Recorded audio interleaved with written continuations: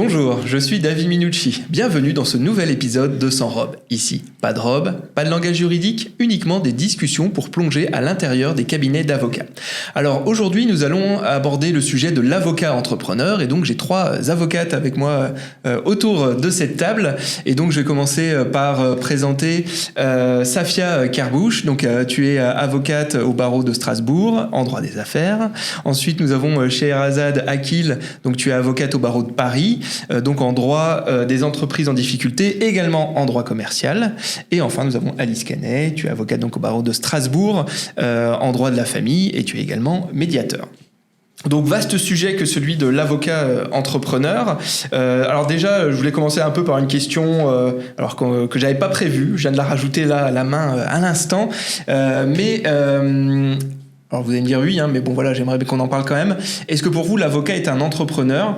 En fait, pourquoi je veux parler de ça ? Parce que j'ai l'impression que les anciennes générations d'avocats, pour eux, j'allais dire, c'est un peu un gros mot. En tout cas, ils se considèrent pas comme étant des entrepreneurs. Ils aiment pas entendre des termes liés à l'entrepreneuriat quand on souhaite parler d'avocat. Alors vous, est-ce que vous pensez que l'avocat est un entrepreneur, oui ou non alors ? Alors je sais pas qui veut commencer. Bah oui. Oui, bien sûr. Et il faut qu'on mange avec ce qu'on fait. Il faut qu'on génère du chiffre. Il faut qu'on fasse des revenus. Et à mon sens, pour que ce soit durable et que ce soit au mieux, il faudrait avoir un peu une vision, une réflexion sur comment on fait. Mais tu trouves pas qu'il y a eu un changement, justement, un peu dans les états d'esprit par rapport à ça ? Les plus anciens, en tout cas, se voyaient pas forcément entrepreneurs. Alors, je suis jeune encore. Enfin, bon. Mais oui, je pense que oui, clairement. Je pense qu'avant, ils exerçaient un peu comme ils se sont trouvés là et que chaque jour suivait le précédent et précédait le suivant. Et voilà, qu'ils n'avaient pas forcément une vision plus claire que ça. Ils savaient dans quel domaine ils voulaient intervenir, mais ils n'avaient pas forcément une réflexion tellement plus entrepreneuriale. Sauf peut-être ceux qui ont créé des gros cabinets, mais ça reste quand même une minorité. Alors toi, Safia, qu'est-ce que tu en penses ? Oui, c'est l'avocat, on est également entrepreneur. Je le vois plus dans le fait d'envisager autre chose que simplement l'exercice de son métier. L'entrepreneur qui doit penser à tous les aspects d'une activité professionnelle, que ce soit l'investissement, la gestion du temps, la gestion de la clientèle, la gestion des tâches, l'évolution, l'organisation, etc. Et en cela... parce qu'on est obligé de penser global, on est entrepreneur. Je suis totalement d'accord avec Safia. En fait, effectivement, ça va au-delà de l'exercice de notre profession. En fait, je trouve qu'on est vraiment à la tête d'une entreprise avec tout ce que ça implique. Effectivement, donc on a donc l'aspect profession d'avocat, puis on a à côté tout l'aspect management, développement de la clientèle, voilà, tout l'aspect administratif également. Donc c'est en ça que je pense qu'effectivement, on est entrepreneur au quotidien. Et pourquoi il y a eu cette espèce de changement, entre guillemets, dans la terminologie, quelque part ? Parce qu'aujourd'hui, maintenant, des fois, on entend des avocats qui parlent coût d'acquisition. Bon, ça parle forcément de tout ce qui est communication, la présence sur LinkedIn, on en parlait juste avant. Pourquoi il y a eu ce changement ? Est-ce que c'est parce qu'il y a plus d'avocats ? En fait, parce que je pense les plus anciens, bref, ceux qui sont avocats déjà depuis, on va dire, 20, 30 ans, ils étaient habitués un peu à ce que les clients viennent chez eux... ils n'avaient pas vraiment, mis à part peut-être au niveau du bouche à oreille, ils travaillaient un peu leur réseau, bien sûr, etc. Mais ils ne se mettaient pas forcément en avant plus que ça. Et pourquoi il y a eu un espèce de un changement ? Est-ce que c'est la société qui veut ça ? Est-ce que c'est parce que pour trouver des clients aujourd'hui, pour rayonner un peu plus, est-ce qu'il faut communiquer davantage ? C'est quoi un peu votre avis ? Moi, je pense qu'avant, ça existait, mais c'était des réseaux peut-être moins visibles. D'accord, oui, c'est vrai qu'il n'y avait pas le web. Le Lions Club, ou c'était les francs-maçons, ou c'était les Gentlemen's Club. Ouais, maintenant, vrai, c'est autre chose. Mais maintenant, les réseaux aussi, on voit beaucoup plus de vidéos sur l'entrepreneuriat, sur comment on peut faire, et ça nous nourrit, et ça fait grandir notre réflexion aussi là-dessus. Et je pense qu'il y a aussi un peu le côté Covid, ou autre chose, où on a une réflexion sur qu'est-ce que je veux faire de ma vie, dans son intégralité. Et du coup... comment faire pour que ma vie professionnelle puisse servir ce que je veux pour ma vie personnelle. Ou d'un coup, on a le temps pour réfléchir, on se dit, en fait, j'ai pas très envie d'y retourner dans mon ancienne vie d'avant, et on ajuste. Ouais. Je sais pas ce que vous en pensez. En fait, je m'apprêtais justement à dire ce que tu viens de dire sur l'aspect Covid. Je trouve qu'il y a eu vraiment un gros bouleversement à cause de la crise sanitaire et une vraie remise en question... le fait de se dire, comme tu disais, que voilà, on a plus envie d'avoir la même vie qu'avant, on a envie de faire quelque chose qui a du sens. Et depuis, je trouve qu'on a aussi... le bouche-oreille ne fonctionne plus comme avant, en fait. Je trouve que maintenant, il faut davantage être visible et donc développer cet aspect donc, marketing, réseaux sociaux et donc cette visibilité, notamment sur LinkedIn, qui, je trouve, est très importante. Et on voit de plus en plus des confrères développer leur visibilité sur les réseaux sociaux. Je trouve qu'à l'époque, on en voyait pas beaucoup. Et je pense que c'est lié aussi au fait qu'on a peur du regard des autres, principalement des confrères, justement. Et là, il y a une vraie remise en question, un gros chamboulement, et on voit de plus en plus de confrères visibles sur LinkedIn, et je trouve ça génial, justement. Alors, en fait, je me sens un peu seule là, parce que moi, je n'ai pas vécu le Covid en France, bloqué, tout ça, donc j'ai pas eu cette révélation au moment du Covid. Mais de manière générale, j'ai l'impression que tous les codes ont changé, que ce soit, on le voit là dans le métier d'avocat, je l'avais vu à l'université également, je voyais que les codes changeaient un peu. On parle de LinkedIn, il y a de plus en plus de profs agrégés qui publient, de plus en plus de doctorants qui prennent le temps de publier en parallèle de leur thèse, etc. Je pense que les codes ont changé parce qu'on a de nouveaux outils qui nous permettent d'être plus visibles, qu'on a accès à une information qui, avant, c'était des bruits de couloir. Là, par exemple, l'échange qu'on a aujourd'hui, d'habitude, on l'a autour d'un café à Strasbourg ou à Paris. Et là, on le rend accessible à tous.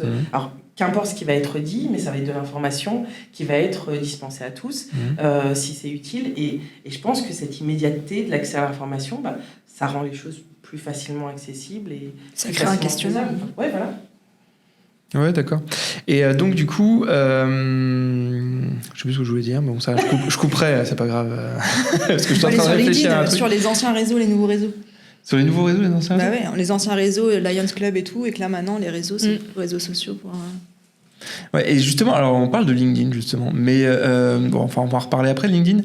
Mais est-ce que vous êtes aussi sur d'autres réseaux ? Alors, souvent, on cite très souvent LinkedIn, Instagram, Facebook aussi.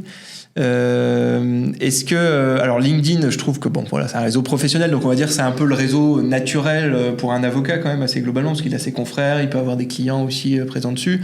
Instagram, c'est normalement un peu plus lié à de la photo, à la base en tout cas photo. Maintenant ils essaient de développer beaucoup l'axe vidéo. Quand on parle de TikTok, c'est pareil, c'est plutôt de la vidéo.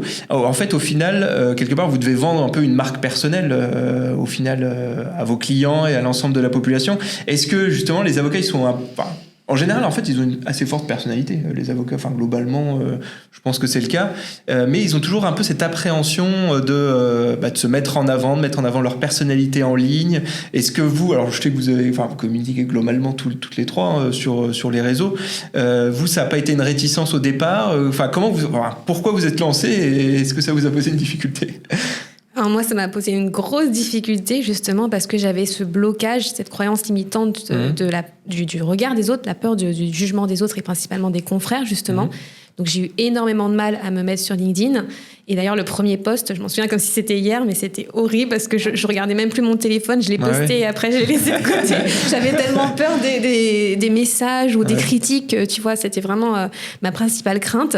Et en fait, au fur et à mesure, après, c'est venu beaucoup plus naturellement. Et en fait, j'ai pas eu de haters comme je le pensais. Voilà, tu vois. Et donc, mais c'est vrai que ça a été très dur. Et en fait, moi, je suis pas seulement sur LinkedIn, je suis aussi sur Instagram. D'accord. Mais je publie différemment. J'ai fait le choix parce que je trouve que c'est deux réseaux complètement différents avec une cible différente également. Et donc, du coup, tu vois, sur LinkedIn, je vais travailler un peu plus les posts avec vraiment une vraie valeur ajoutée où ça sera beaucoup plus réfléchi. D'accord. Sachant qu'il y a plus de sachants sur LinkedIn. Donc, le langage va être un peu plus juridique et peut-être un peu plus complexe que sur Instagram, alors que sur Instagram, j'ai vraiment, ça va être sous forme de carrousel principalement, tu vois, des schémas aussi, des réels, par exemple, de 30 secondes maximum, et des photos aussi. Et voilà, et c'est plus facile pour moi de publier sur Instagram parce que voilà, j'ai encore un peu cette peur, même si ça va beaucoup mieux. Mais voilà, je suis à la fois sur LinkedIn et Instagram, et donc j'ai fait le choix de communiquer un peu différemment.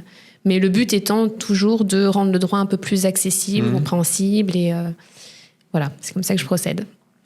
Et vous publiez quoi, justement ? Alors du coup, c'est quoi ? Il y a de l'information juridique, mais il y a aussi vie du cabinet, en fait, au final. Oui. Et après quoi, réalisation personnelle, enfin. Moi, il y a un peu de tout. Alors, il y a aussi bien effectivement la vie du cabinet, des expériences. Ça peut être par exemple raconter, alors sans donner les noms des clients bien évidemment, mais des audiences, des affaires. Voilà comment ça s'est passé. J'en tire des leçons aussi que je partage. Et je fais aussi des posts un peu plus personnels, mais qui sont plus rares parce que j'aime pas trop me mettre en avant. Mais je trouve que c'est important que le lecteur voit que derrière le cabinet, il y a quand même une personne physique. Donc voilà, je fais un peu de mix de tout ça. Vas-y, je te laisse. Alors, moi, j'essaye de m'en inspirer, mais moi, j'ai encore une très grosse réticence pour LinkedIn. Comme on l'évoquait avant, j'ai énormément de difficultés à publier. Alors, j'ai publié un temps. Et j'ai fait de tout. J'ai testé des carousels, alors je les ai fait très sérieusement ou sur de l'information que je considérais utile pour ma cible, pour mon persona, parce que c'était des problématiques relevées par mes clients. Donc j'y répondais sur la place publique, entre guillemets, pour que même ceux qui ne sont pas mes clients puissent y avoir accès. Et en fait, alors c'est très drôle, c'est que cela ne marchait pas du tout. Et en revanche, une fois, alors je sais pas pourquoi, j'ai pas réussi à résister. J'avais publié un post où je m'étais énervée parce que j'avais attendu 4 heures à l'URSSAF pour le dossier d'un client. Et celui-là a super bien fonctionné. Je suis en train de faire la queue. J'ai rien d'autre à faire. Je ne sais pas pourquoi d'ailleurs. J'ai ouvert les crédits. Et là, ça fonctionne du feu de Dieu. Je me casse la tête pendant 1 heure à essayer de vulgariser au maximum. En plus, pour l'ancienne thésarde que je suis, qui mettait plus 400 pages à expliquer quelque chose que 40 mots, voilà, le carrousel, c'est vraiment un exercice. Et en fait, faire l'exercice et se rendre compte que finalement, en fait, limite qu'il n'y ait pas de visibilité, voilà, ça fait 3 mois que je ne suis pas visible, je m'en contrefiche, mais le fait de se dire, tiens, ça n'a pas été touché, la personne pour laquelle je l'ai écrit, ça me dérange. Et du coup, voilà, donc beaucoup de réticence encore pour ma part à publier. Mais j'y pense. Alors j'envoie plein de drafts de posts LinkedIn à mes amis et chers consoeurs qui me donnent des avis qui ne servent à rien puisque finalement je ne publie pas. Mais non, mais je vais y revenir. En tout cas, bravo pour ceux qui arrivent à publier aussi quotidiennement, parce que moi, je trouve ça parfois assez insurmontable. Et toi, Alice, ça fait combien de temps que tu publies tous les jours, non ? Quasiment. Alors, j'ai pas de règle précise, mais je pense que je publie à peu près tous les jours, mais c'est plutôt par addiction, pour le coup, que parce que je me force à une discipline. Mais tu planifies ou tu dis non ? Il y en a quelques-uns que je programme, mais en fait, c'est plutôt... J'en ai déjà posté 2 aujourd'hui, bon, celui-là, je vais quand même pas le publier aujourd'hui et je programme au lendemain. C'est plutôt ça. Combien de temps ? Je pense que ça fait à peu près 1 an et demi que je publie vraiment régulièrement. Bon, c'était pas difficile au début parce que je me suis dit de toute façon j'ai pas d'abonnés, donc personne verra mon post, donc on s'en fout qu'il soit naze. Et puis après c'est plutôt le plaisir de connecter avec des gens de toute la France et de se dire mais c'est trop bien sa réflexion, j'aime bien, et de pouvoir grandir dans l'échange et dans la réflexion à travers ça. Et de permettre aussi quand même d'informer, parce que je suis en droit de la famille, tout le monde a une famille, tout le monde est quelque part, a des parents, et il y a une méconnaissance complète du droit. Donc c'est quand même aussi vraiment plus dans l'idée de partager ce que je sais que de trouver pour le coup mon client. Donc que je parle complètement mon persona ou pas, ça m'intéresse moins en fait. Mais d'où, on s'en fiche quoi. Hier j'ai fait un post en 15 minutes, voilà, c'est... No press. C'est vrai que moi j'ai tendance aussi à assez vite en fait, quand j'ai l'idée, j'essaie de l'écrire très très vite. Enfin moi c'est toujours mon objectif d'écrire très vite en me disant de toute façon entre guillemets ça changera pas ma vie. Donc et puis c'est toujours mieux de publier quelque chose que de rien publier. Enfin moi je suis toujours dans cette optique-là. Donc j'ai tendance des fois même je vais dire bâcler, mais en fait, je me rends compte que les personnes, il y en a assez peu au final qui lisent la totalité du post. Souvent, c'est l'accroche et puis quelques lignes en dessous qui vont lire et puis voilà, ça va liker, ils vont passer à autre chose. Donc, je trouve que les posts, on en discutait avant, mais les posts très complexes, bien recherchés, etc. Enfin, moi, en tout cas, quand je publie un post bien recherché où je me dis, j'ai mis entre guillemets du cœur, j'ai passé du temps, j'ai fait des recherches, machin, etc. En fait, ça fait des flops. Enfin, honnêtement, je dépasse pas les 1000 vues sur mon post. Et il y en a d'autres où, entre guillemets, sur un coup de tête, je vais publier le truc et c'est parce que, c'est pas forcément un coup de gueule, mais bon, voilà. Comme je disais tout à l'heure, en fait, il y a des sujets où je sais que quand je vais parler de tel sujet, typiquement l'avocat collaborateur, je sais quand je vais parler d'avocat collaborateur et que je vais être dans le sens des collaborateurs, je sais que là, typiquement, ça va être 5000, 10 000, voire même, moi, j'ai un post, je sais plus, 200 000 impressions, un truc comme ça. parce que c'est des sujets, je sais que ça va partir entre guillemets, et il y en a d'autres moins, et donc moi j'ai tendance aujourd'hui à entre guillemets me freiner sur mes posts où j'apporte de la valeur en me disant en fait je passe énormément de temps à écrire ces posts-là, mais entre guillemets ça décolle pas, enfin voilà, c'est compliqué, je trouve, de réussir à trouver ces sujets en restant à la fois pertinent pour sa cible de clientèle, quelque part, ou son audience, et d'autres posts où là, on a envie de toucher un peu plus de monde, qu'il y ait des réactions, qu'il y ait des commentaires, qu'on engage la discussion. Enfin, moi, j'aime bien à chaque fois, là, typiquement, l'un des derniers posts que j'ai publié, je sais plus, il y a eu genre 15 likes, quelque chose comme ça. Par contre, il y a eu, je sais plus, 40 commentaires, quoi. Et ça, c'est le débat sur un médiateur, non? Mais voilà, mais moi, là, typiquement, c'est le type de post que j'aime parce que voilà, ça commente, machin, etc. Enfin voilà, je trouve ça plus intéressant. Bon, bref, j'arrête de. Mais moi, je pense que la question, c'est qu'est-ce que je cherche en publiant sur LinkedIn? Oui, voilà, c'est ça. Et du coup, quel type de contenu me va? Effectivement, produire du contenu de qualité juste pour LinkedIn, je sais pas. Après, moi, c'est des contenus que j'utilise quand je fais des infographies, des choses. Je les montre à mes clients et j'explique à mes clients par ces fonctionnements-là.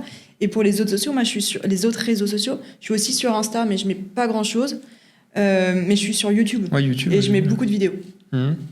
Ça, j'aime bien. Aussi pour expliquer, parce que je suis sur un domaine de niche qui est juridiquement un peu complexe. Et que j'ai envie que... Oui, quand il y a un client qui rentre chez toi, tu lui envoies le lien vers la vidéo ou ce genre de choses. Enfin, et ça il y en a qui viennent par YouTube. Ouais. Par LinkedIn, pas trop. Ça, c'est plutôt les liens avec les confrères où voilà, on va travailler ensemble sur des dossiers parce qu'ils m'ont vu sur LinkedIn.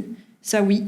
Les clients, par contre, par YouTube. Parce qu'ils font des recherches et que YouTube, c'est un canal de recherche. Ils tombent sur Google, enfin, ça sort là, je crois, la vidéo ressort, etc. Et alors, comment vous faites pour trouver des sujets, alors Pour trouver des sujets de poste? Trouver des sujets, puis déterminer un peu quels sont les sujets pertinents pour l'activité, ou si vous voulez rayonner. En fait, c'est quoi le but, en fait, quand vous publiez sur LinkedIn Là, moi, pour le coup, il n'y a plus de but, parce qu'il n'y a plus de... non, en fait, non. Mais alors, regarde, on s'est rencontrés par LinkedIn, par exemple. C'est ça, justement. Le problème de LinkedIn, c'est que j'y ai fait des rencontres fabuleuses. Donc, je dois encore être visible pour potentiellement faire des rencontres encore fabuleuses. Que ce soit alors des confrères, des partenaires, constituer aussi un réseau, parce que on a principalement un réseau d'avocats, mais on a aussi besoin d'experts comptables. Enfin, en tout cas, dans mon domaine d'activité, j'ai besoin aussi d'échanger avec des experts comptables, des CPI, etc.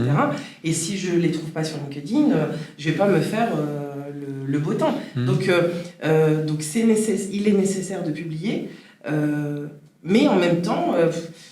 Ouais, c'est assez compliqué. Parce que moi, j'arrive pas les posts sur... Je raconte un peu...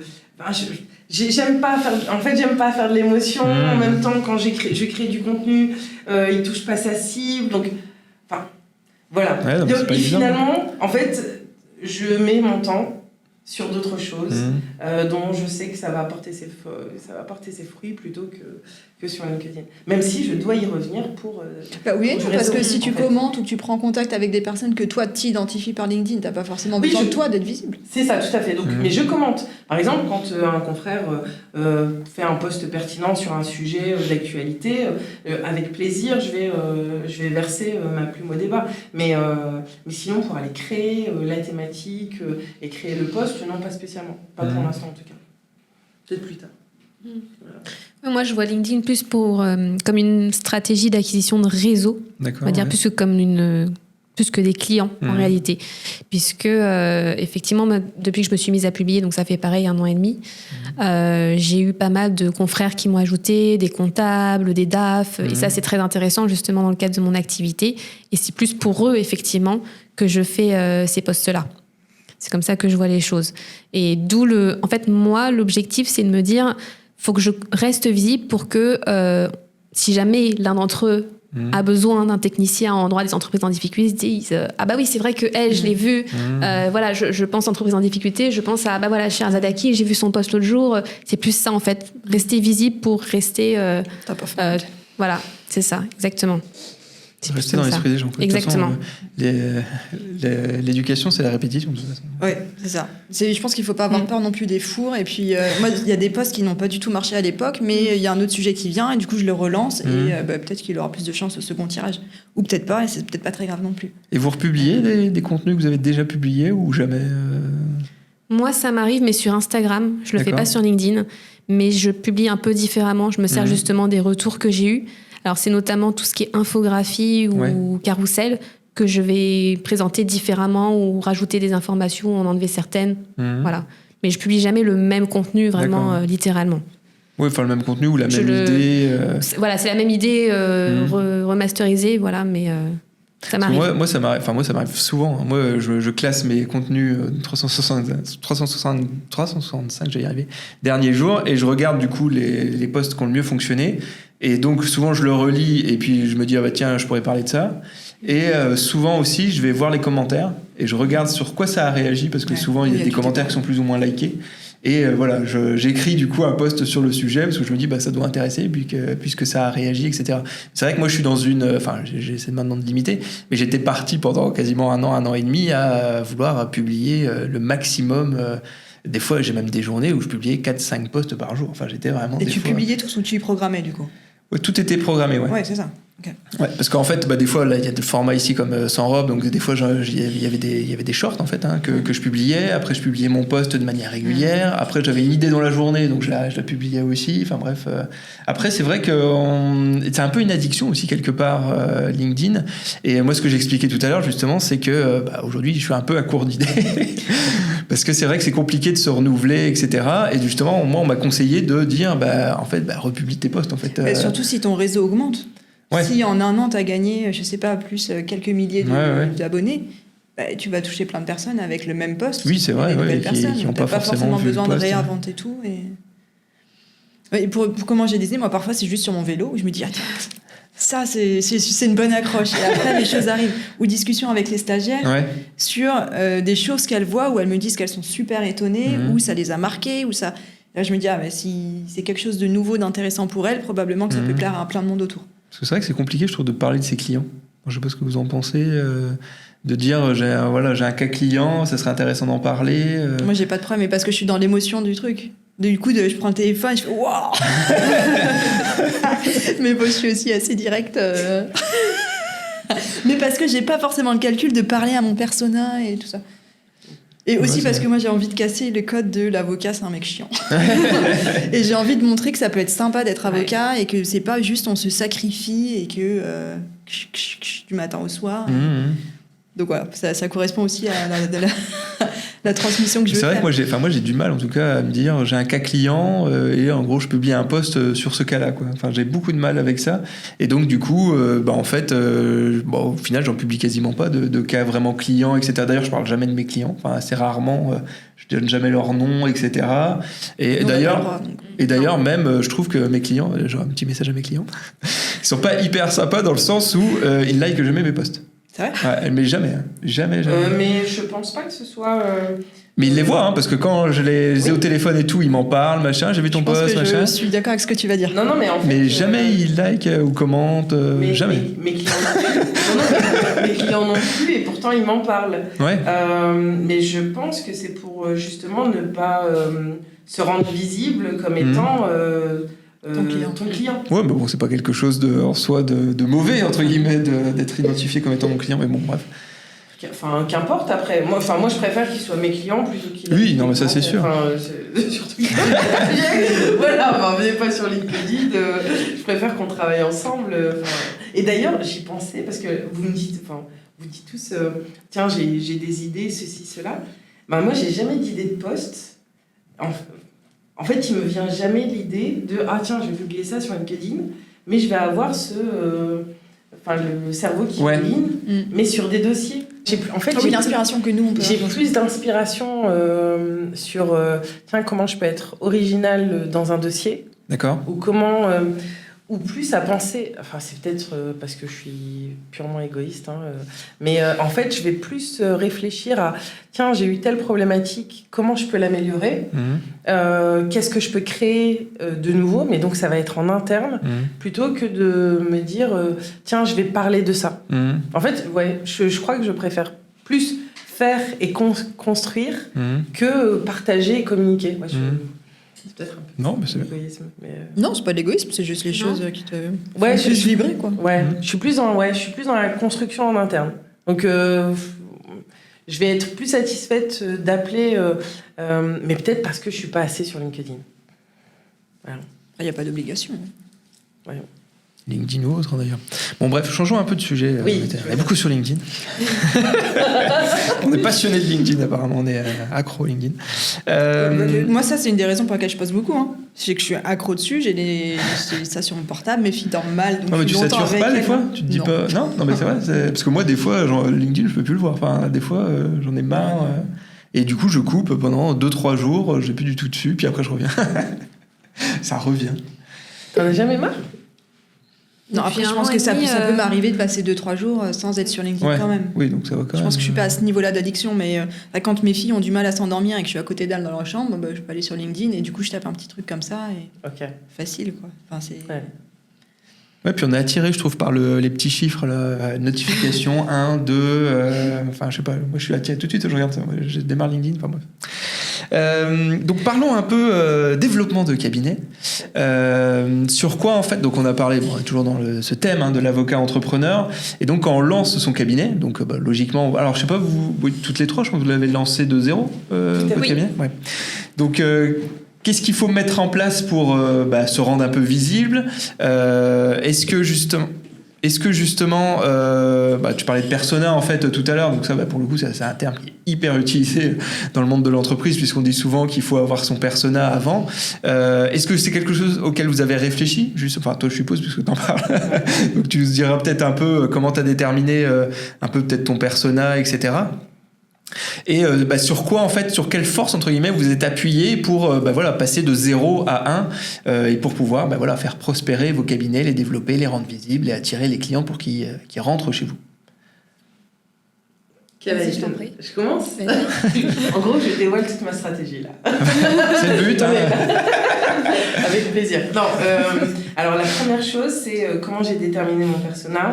J'ai choisi un client, un type de client avec lequel j'allais ne jamais m'ennuyer. D'accord. Durant la thèse, j'ai toujours réfléchi sur du prospectif. Donc on n'est pas sur du droit positif, c'était très créateur et j'avais envie de retrouver cette création, même avec mes dossiers clients. Donc mes entrepreneurs start-up, c'était idéal. D'accord, ouais. Ils créent quelque chose qui n'existe pas, ils testent un marché. Donc au même titre que eux créent quelque chose, au même titre que moi je dois vérifier qu'ils ont le droit de le créer, la faisabilité juridique, etc., etc. Donc à partir de là, je savais que j'allais pas m'ennuyer. Une fois le persona déterminé, comment on lui parle?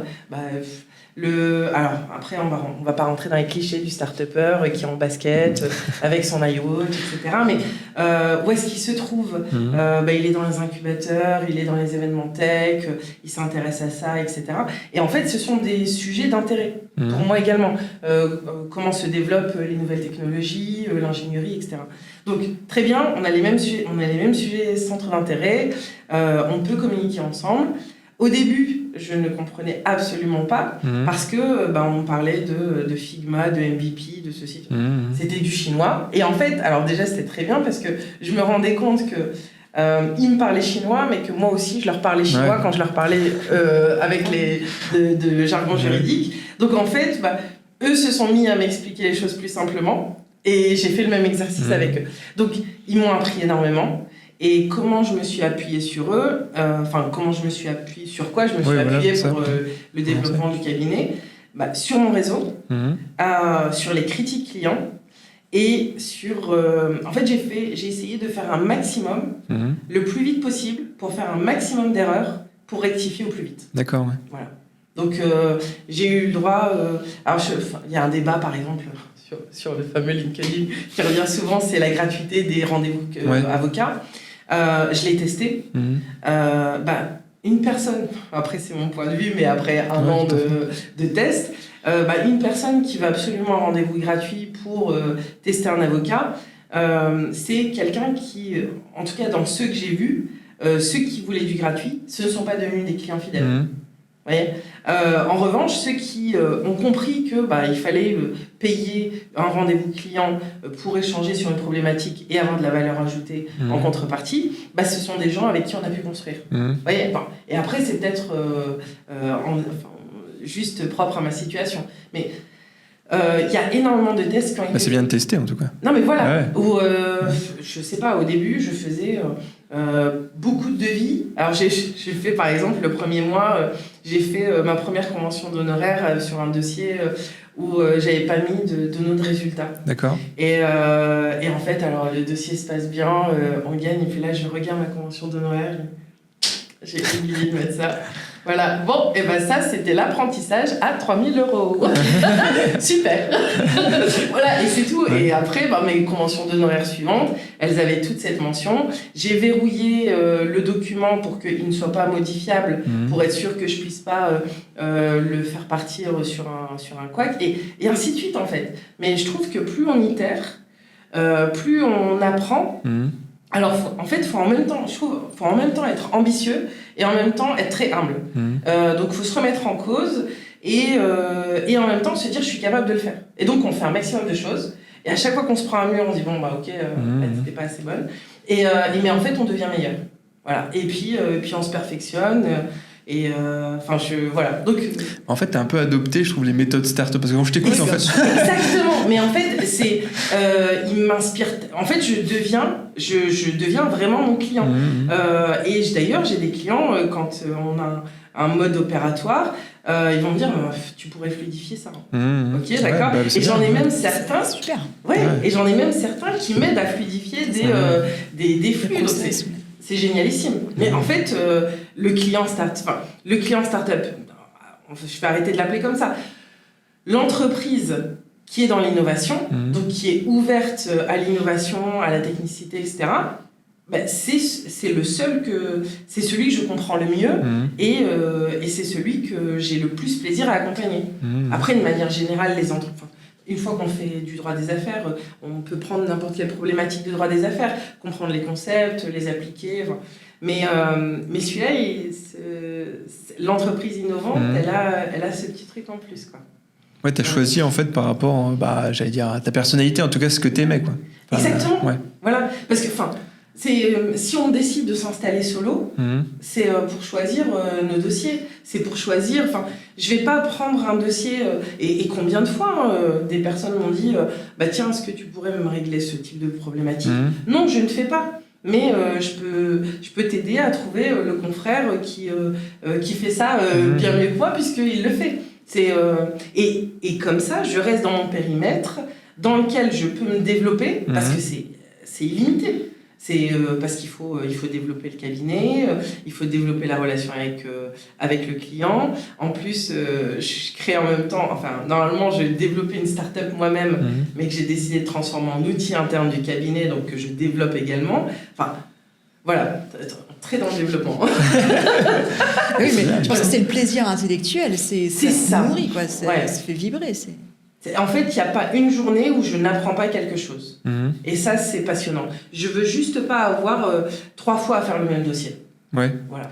En fait, c'est un peu, c'est effectivement c'est la méthode de start-up, mais en fait c'est même, j'ai envie de dire, un état d'esprit développeur. Parce que je trouve que les développeurs web, et moi c'est pour ça que j'aime le développement web, c'est parce que justement je déteste la répétition. J'aime pas répéter les choses, et donc justement, j'essaie justement au maximum entre guillemets d'éviter la répétition. Mais c'est bien, du coup au moins tu trouves, d'avoir trouvé des clients qui sont dans ton même état d'esprit, je trouve ça bien, parce qu'en fait il y a des fois, certains avocats me disent. En gros, je fais cette matière-là parce que j'ai fait des stages dedans et entre guillemets, il continue ce qu'il a toujours fait sans s'être posé vraiment la question des matières vraiment qui l'intéressaient. Ouais. Après, ça aussi, ça fait partie de la stratégie. Il y a des choses sur lesquelles on est naturellement bon, on n'a pas besoin de réfléchir, on le fait tout de suite. Et c'est d'ailleurs pour ça que certains clients peuvent avoir une réponse en 2 secondes parce qu'on a déjà eu le cas de figure 5-10 fois. Maintenant, c'est est-ce que je rentabilise mon expertise en faisant un peu, ça va me faire du chiffre d'affaires, et puis je laisse le reste du temps pour faire ce qui me passionne, mais je sais pas parce que je vais créer, donc je sais pas combien de temps je vais perdre dedans, etc. C'est un choix à déterminer. Après, c'est selon la taille également du cabinet. Moi, je sais que quand le cabinet va grossir, je vais plus me spécialiser sur de l'innovation que sur du courant. D'accord. Voilà. Ou peut-être pas, peut-être parce que j'aurais itéré encore plein de fois et j'aurais changé d'avis, mais donc ça n'engage que moi. Là tout de suite, maintenant. Voilà, ça n'est valable que tout de suite.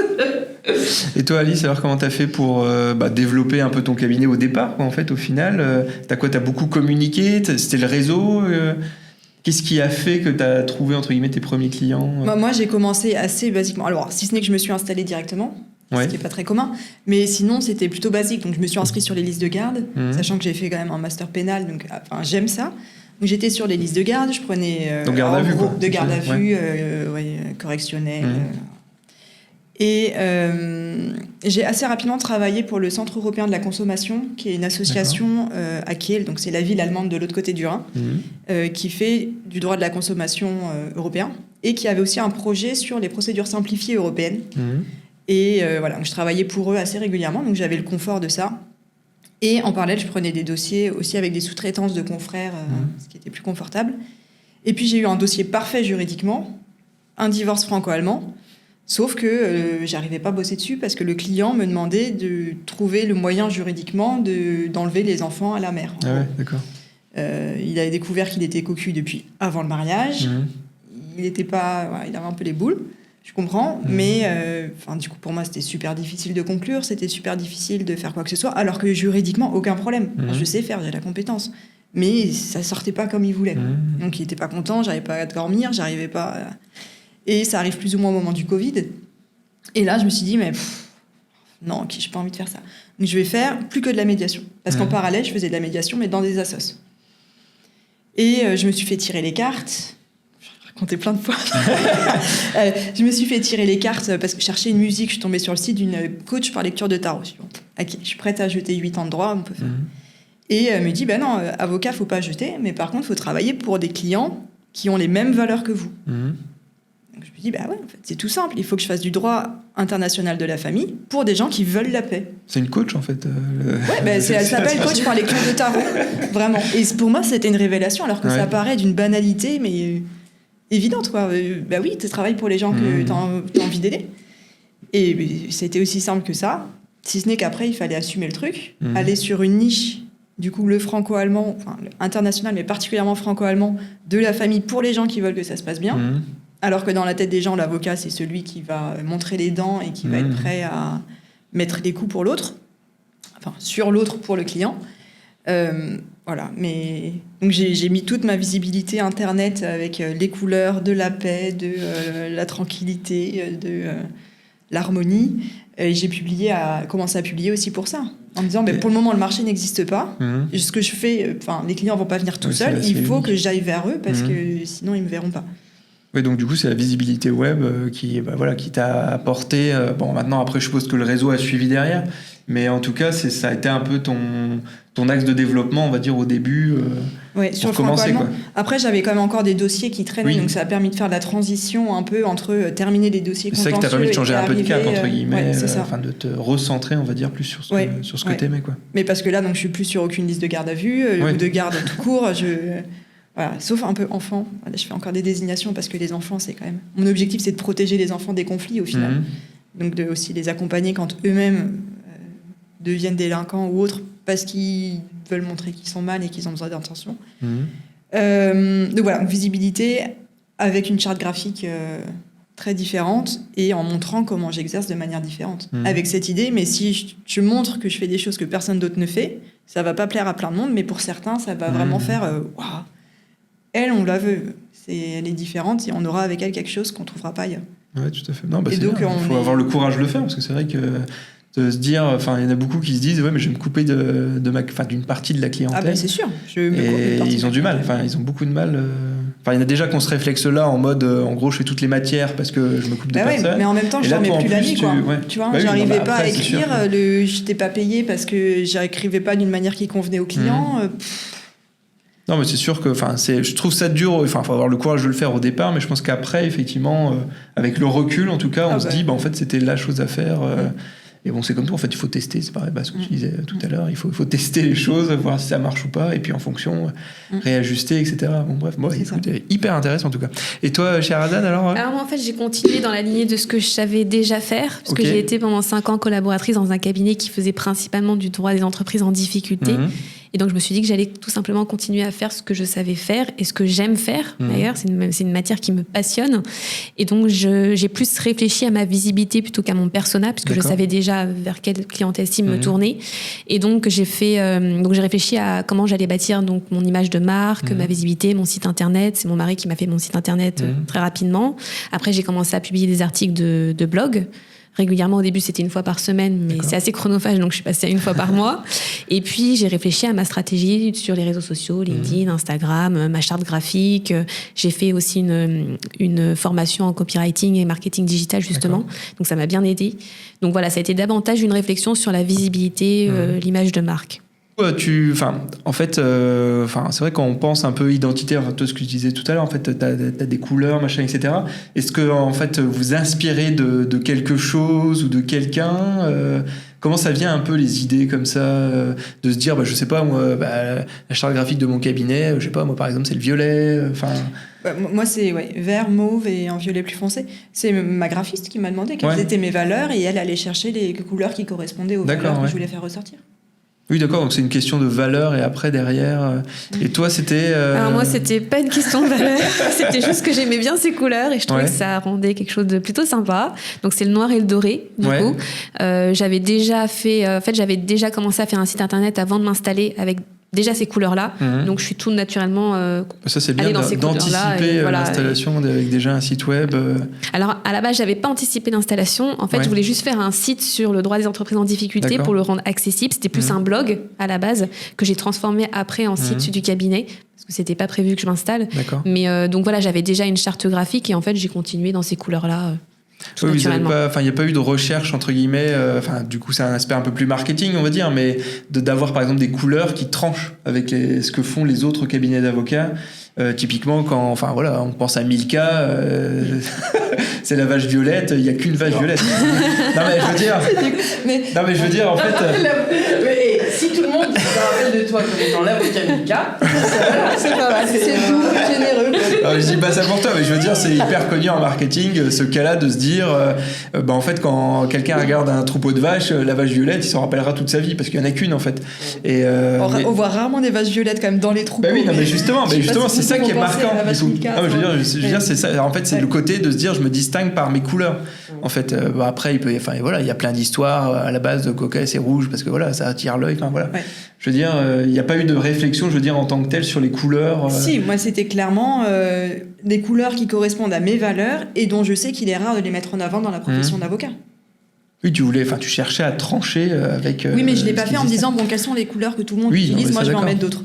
Moi, c'était mes valeurs à moi que je veux défendre et je ne veux défendre que des gens qui sont dans cet état d'esprit.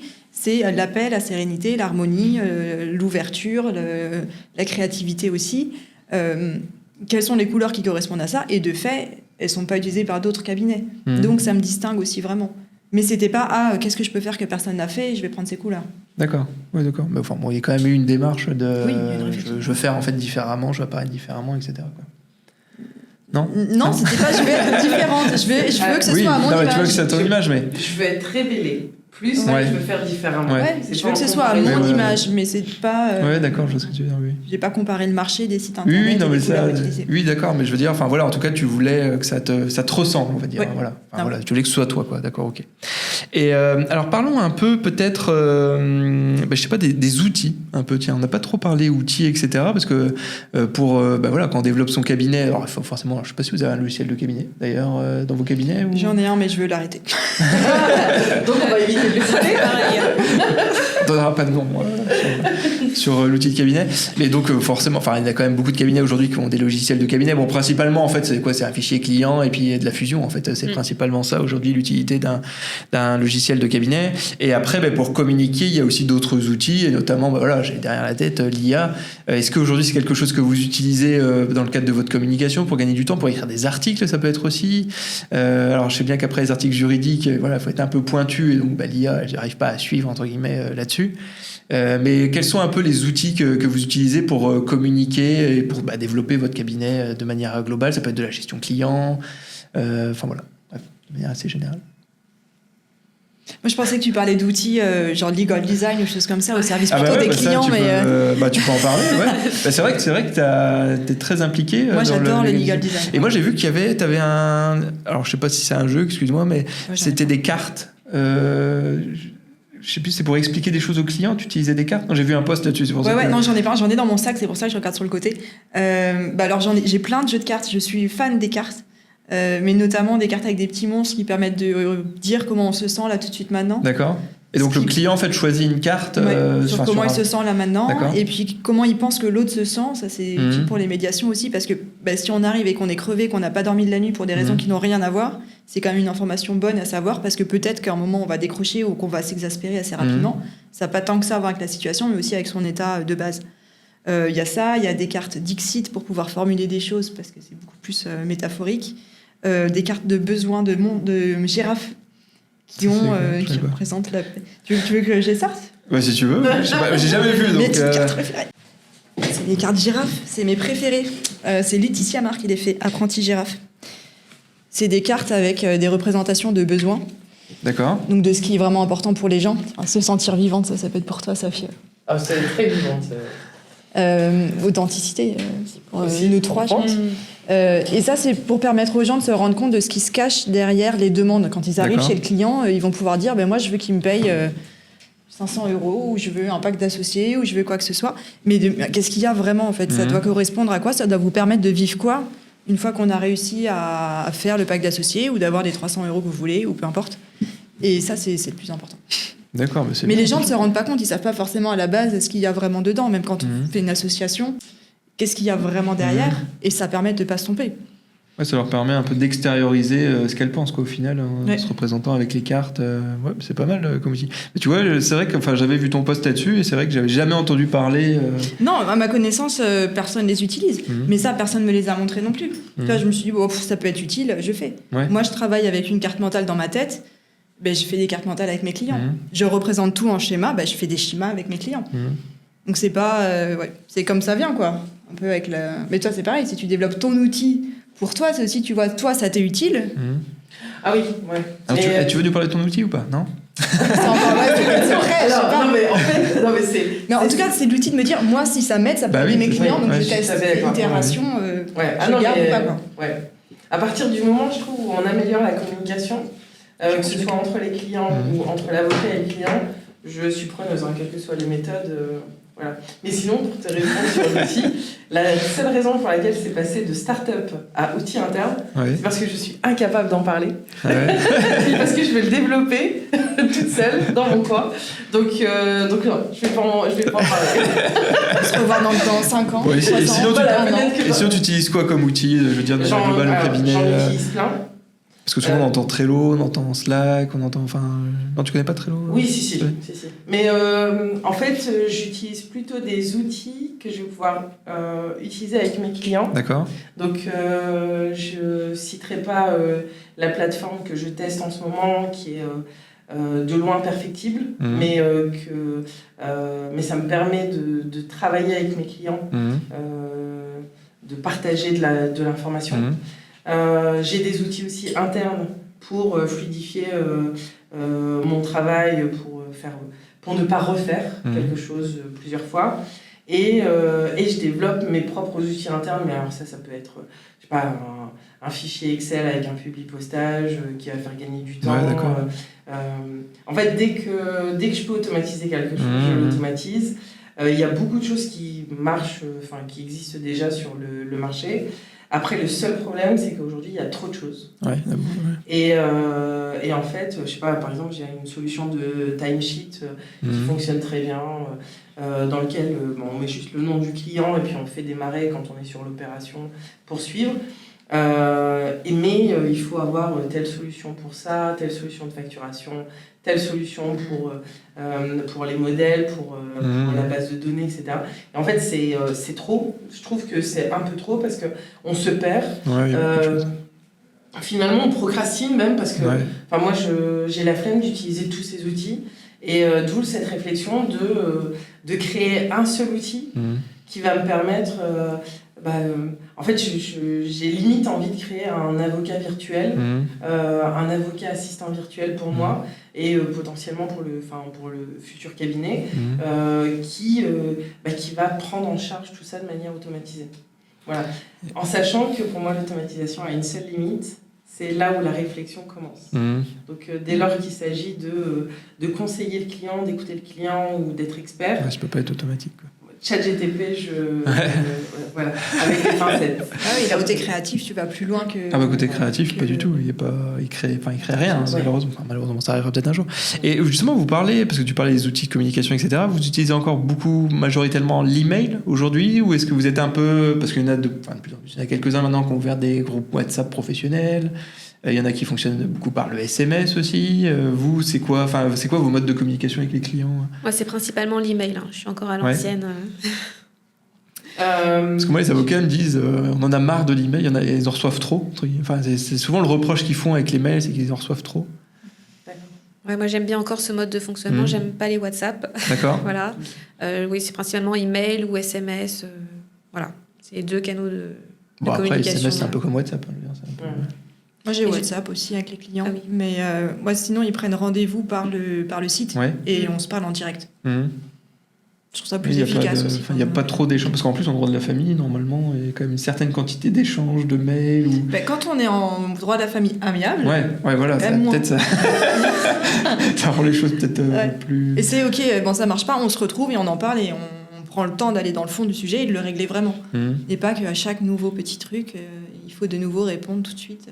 Ouais, c'est vrai, plus dans l'urgence. Et toi, Sherazade, du coup, au niveau des outils, au niveau des outils, j'utilise beaucoup Canva. J'aime bien aussi le legal design. Je fais beaucoup de schémas, j'aime beaucoup ça. Et par exemple, tu vois, quand on ouvre une procédure collective ou une procédure préventive, j'adresse au client la fiche explicative, donc par exemple sur le redressement, la liquidation.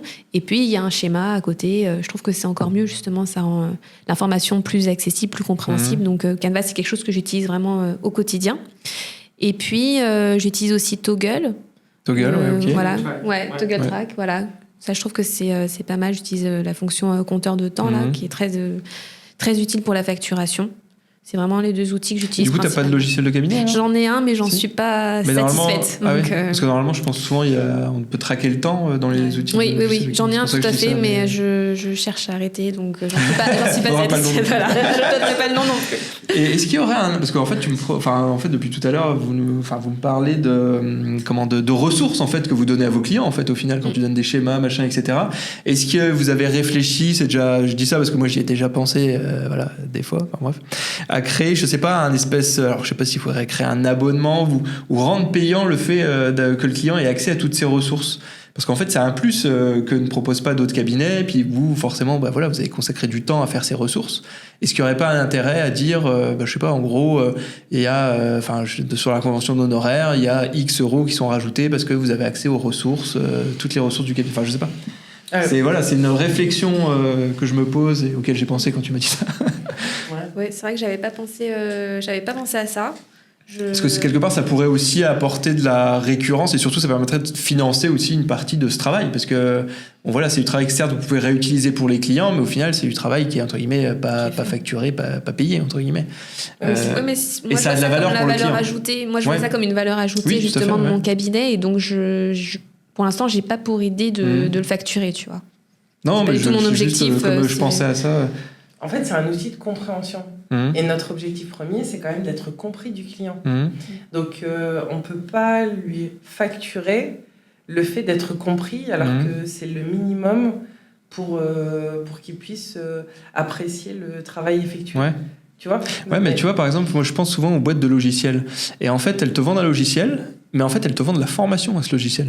Tu vois ? Mais ça, du coup, c'est la formation sur l'outil, de ce que tu remets avec. Mais parce que quand tu achètes le logiciel, tu achètes son usage. Ouais. Quand tu payes un avocat pour être accompagné, de base, tu dois comprendre comment il t'accompagne et vers où vous allez. Donc, c'est l'objectif premier que de comprendre ton avocat. Ouais. Après, c'est à nous de trouver les outils. Soit on est clair et limpide quand on s'exprime, et à ce moment-là, on n'a pas besoin d'outils. Soit, malheureusement, le droit étant de plus en plus complexe, on a besoin de créer ces outils-là pour être compris, mais notre objectif, c'est que le client comprenne. Après, que ce soit en parlant ou en faisant des outils, pour moi, non, s'il n'y a pas de plus-value pour le client.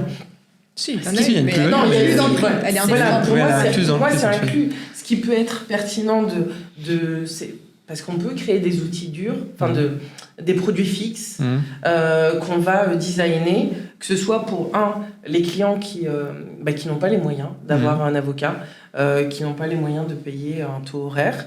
Et donc à ce moment-là, on va leur vendre ce produit fixe qui va donner un accès à une information de pointe, même si elle n'est pas personnalisée, ou on va offrir des informations complémentaires, mais on n'est pas à la base engagé pour cette information-là. Donc là, on peut aller voir ce produit fixe-là. Mais sinon, si la mission, c'est de... pour moi, c'est extrêmement important quand je fonctionne, par exemple, qu'au forfait. S'il y a une mission, dès lors qu'on ne parle que de cette mission-là, je ne compte pas mon temps. Parce qu'il y a beaucoup de frustration du client de se dire, tiens, je peux lui parler que 2 heures, donc il faut que je lui en dise un maximum. Et si j'ai une info supplémentaire, zut, il y a le compteur qui va fonctionner. Non. Tant que ça parle de cette opération-là, tu m'appelles autant que tu veux, on en parle autant que tu veux, et on va aller au bout de cette opération. Mais parce qu'il ne faut pas limiter l'accès qu'on a, nous aussi, à une information pour défendre ou protéger notre client au maximum. Donc, pour moi, il ne faut pas mettre trop de lignes dans un devis ou trop de lignes dans une convention d'honoraires. Faut itérer. C'est-à-dire qu'au début, on fait un forfait à X milliers d'euros. On se rend compte qu'on est perdant parce qu'on a travaillé 2 fois plus.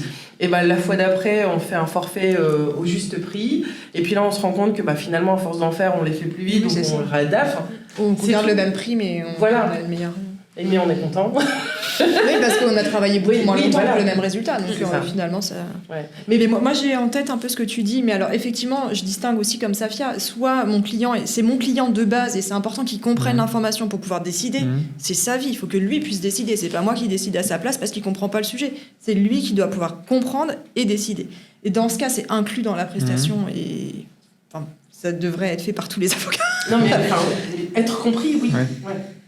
Ou c'est pas mon client de base et il veut effectivement pas toute la globalité avec accès à moi et mon conseil personnalisé, et dans ce cas oui, vendre des formations sous forme d'infographie, sous forme de vidéos où j'explique les schémas, où j'explique le droit international de la famille ou le franco-allemand, ça oui. J'y pense et ça va avoir lieu prochainement. C'est bien, ça touche à un sujet d'actualité. Bon, écoutez, merci beaucoup en tout cas d'être là. C'était sympa de vous voir en vrai, puisque je vous suis toutes les 3 sur LinkedIn.